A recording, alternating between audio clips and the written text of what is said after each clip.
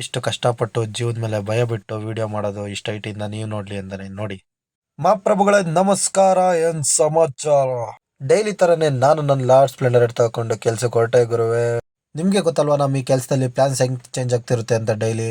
ಹಂಗೆ ಇವತ್ತು ಚರ್ಚ್ ಹತ್ರ ಏನ್ ಬಂದಿದ್ವಿ ಅಂತ ಗೊತ್ತಾಗ್ಬೇಕಾ? ಅದ್ರ ಬಗ್ಗೆ ಆಮೇಲೆ ಮಾತಾಡೋಣ. ಬಿಲ್ಡಿಂಗ್ ಹತ್ರ ಬಂದ್ವಿ, ಬಿಲ್ಡಿಂಗ್ ನೋಡ ಬನ್ನಿ. ಇದೆ 60-40 ಸೈಟ್ ಅಲ್ಲಿ ದೊಡ್ಡ ಬಿಲ್ಡಿಂಗ್ ಇದೆ, ಡೂಪ್ಲೆಕ್ಸ್ ಮೇಲೆ. ಇವತ್ತು ಮೋಲ್ಡ್ ಹಾಕಕ್ಕೋಸ್ಕರ ಬಂದಿದೀವಿ ಬಿಲ್ಡಿಂಗ್ ಹತ್ರ. ನೋಡಿ ನಮ್ಮ ಹುಡುಗರು ನಾವು ಎಲ್ಲ ಆಲ್ರೆಡಿ ಟೇಪ್ ಎಲ್ಲ ಹಾಕೊಂಡು ರೆಡಿ ಇಟ್ಕೊಂಡ್ವಿ ಐಟಮ್ನ. ನೋಡಿ ಇಲ್ಲಿ ಪೈಪ್ಸ್ ನ ಕೆಳಗಿಂದ ಎತ್ಕೊಬರೋರು ಯಾರು ಅಂತ ಹೇಳ್ಬಿಟ್ಟು ಕೈಯಲ್ಲೇ ಪಾಸ್ ಮಾಡ್ಕೊಂಡ್ವಿ. ಒಂದು ಫ್ಲೋರ್ ಇಂದ ಒಂದು ಫ್ಲೋರ್ಗೆ ಮೇಲೆ ಬಂದ್ರೆ ಆಲ್ರೆಡಿ ಮಾರ್ಕಿಂಗ್ ಆಗ್ತಿದ್ರು ನಮ್ಮ DC ಅವರು. ಮತ್ತೆ ಇವತ್ತು 7 ಜನ ಇದ್ವಿ, ದೊಡ್ಡ ಮೋಲ್ಡ್ ಅಲ್ವಾ, ಅದಕ್ಕೆ 7 ಜನ ಬೇಕೇ ಬೇಕು. ಆ ಕಡೆ ಮಾರ್ಕಿಂಗ್ ಆಗ್ತವ್ರೆ, ಡುಪ್ಲೆಕ್ಸ್ ಬೇರೆ, ಅದಕ್ಕೆ 7 ಜನ ಬೇಕೇ ಬೇಕು. ಈ ಕಡೆ ನಾವು ಡ್ರಾಪ್ ರೆಡಿ ಮಾಡ್ಕೊಂಡು ಟೇಪ್ ಹಾಕಿರೋದನ್ನೆಲ್ಲ ಎಸ್ಕೊಂಬಂದ್ಬಿಟ್ವಿ.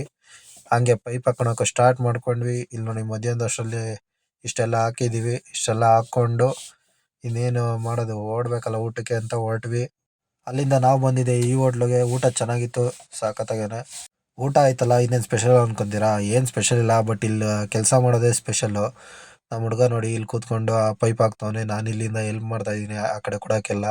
ನೋಡಿ ಎಷ್ಟು ಹೈಟ್ ಇದೆ, ಕೆಳಗಡೆ ಬಿದ್ರು ಗೋವಿಂದ, ಯಾವ ಕಡೆಯಿಂದ ಬಿದ್ರು ಯಾರಿಗಾದ್ರೂ, ಅವನಿಗಾದ್ರೂ ಅಷ್ಟೇ ನನಗಾದ್ರೂ ಅಷ್ಟೇ. ನಮ್ಮ DC ಅವರು ಅಲ್ಲಿಂದ ಕೊಡ್ತಿದ್ರು. ನೋಡಿ ಅಷ್ಟರಲ್ಲಿ ಸಾಯಂಕಾಲ ಆಗೋ ಅಷ್ಟರಲ್ಲಿ ಎಲ್ಲ ಪೂರ್ತಿ ಕ್ಲಿಯರ್ ಆಗಿ ಮುಗಿಸ್ಕೊಂಡ್ವಿ.